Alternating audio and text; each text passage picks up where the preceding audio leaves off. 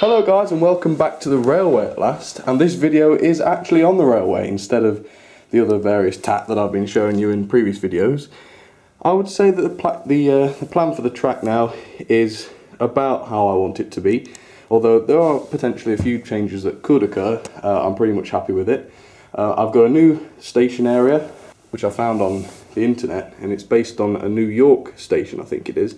And although it does use quite a lot of sets of points, I think it's more realistic and you can come and go with trains quite a lot easier. I've also got a nice new siding with 2 entrances and exits that is great for shunting and stuff. On it there you can see a little set I got yesterday at a market in Oxford, which is very nice. A little blue 040 locomotive there, which is Loch Ness number 8, and some freight behind it there, which is very nice. And roughly in the area where the old station was, I've set aside some pieces of track which I want to be a quarry, and in it there's a little machine that's able to lift buckets of rock up and down from track level, which is probably monstrously oversized, but you know, a bit of fun for me there. And I think that's just for a bit more to do around the layout. The locomotive I'm going to be showing you today is one you've seen before, but it's one I'd like to go over in a little more detail. So here on my nice white background, which is blatantly not A4 paper, is the engine. It is the Sir Winston Churchill from Triang. It's the Battle of Britain, in the lovely green livery by Triang, like I said. In excellent condition. It doesn't unfortunately have its decals there, it doesn't have the nameplate, but apart from that she's in perfect condition, especially in terms of running. As you can see, for Triang there's relatively nice levels of detail, especially on the wheels, and a reasonable amount of rivets too on the roof, and likewise on the tender, with slight damage there. The other side, in fact I'll show you the front. You got the standard front there for the tender, and same on the other side. Non-removable coal as you'd expect, but it's a very functional tender that does its job to look like the real thing. The engine, you got the nice looking boiler, which is very impressive actually. I think it's very simple, but I think this is living proof that little is more sometimes, and that is very nice. And on the other side it's much of the same. As you can see, no nameplate, and then you've got the running number there. In the cab, probably the most minimal part, but it is there, it's not just empty. And you know, she's a nice runner. We've got plastic bogie wheels, but that's not a problem. And she's been fully serviced up since I got her around Christmas time. And also it's worth pointing out, I don't know if this is the best one, you have got the nice, no, that's not the best one.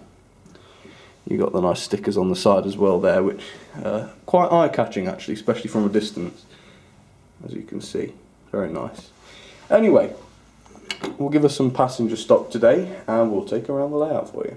Okay, so she's all set up on the line now, ready to back up to this rake of intercity coaches, which don't entirely suit the locomotive, but they do give a reasonable display of how strong she is and how much she's able to pull. So she's going to back up to those now. Here we go.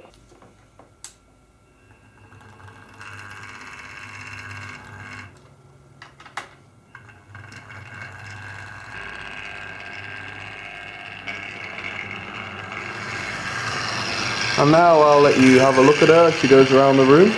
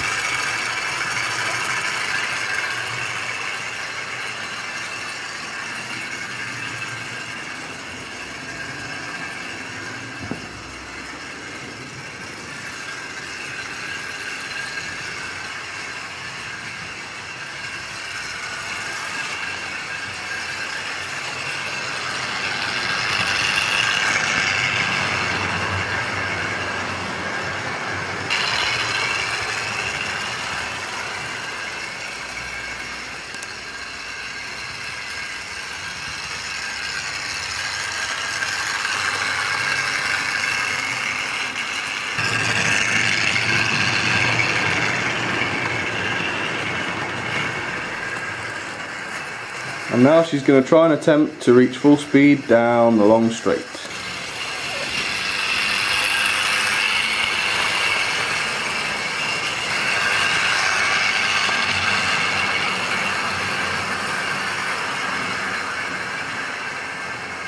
And I'm going to bring her to a nice gentle stop just here.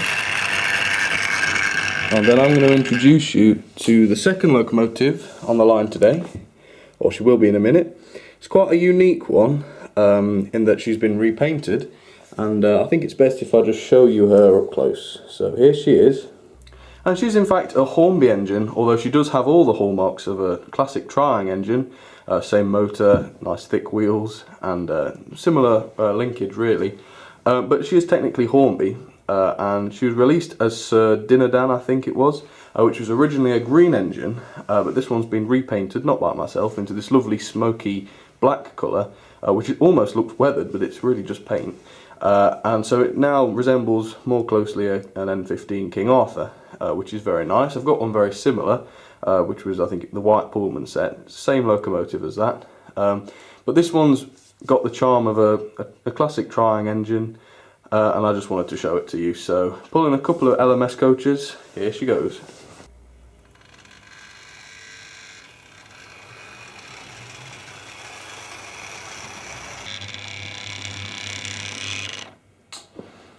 And there she is. So I particularly like the golden elements of the paintwork. They do make the engine look really lovely. But as you can see, she's just a general nice looking train. Well, loco. And she looks alright pulling the coaches too. Not bad, not bad. And I'll get a couple of shots of her going around the layout as well. So here we go.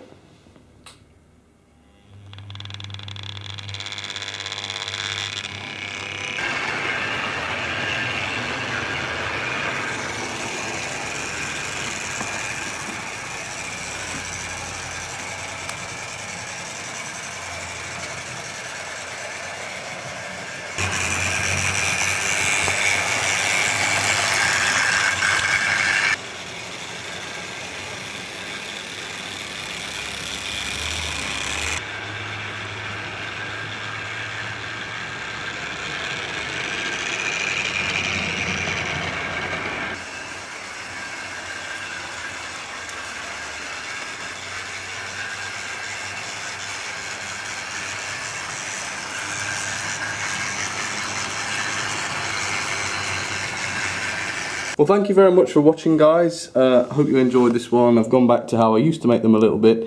Next time we've got another restoration project, a right nasty piece of junk. I'm not entirely sure what I'll be able to do on this one, but you'll see. You'll see what I mean when you see her. But I'm 90% sure I'll have to bring in some additional parts to get her into working order. But more on that probably on Monday now. I haven't received it yet. But it should certainly be interesting and will almost certainly be a challenge. Well, thanks guys, and see you soon.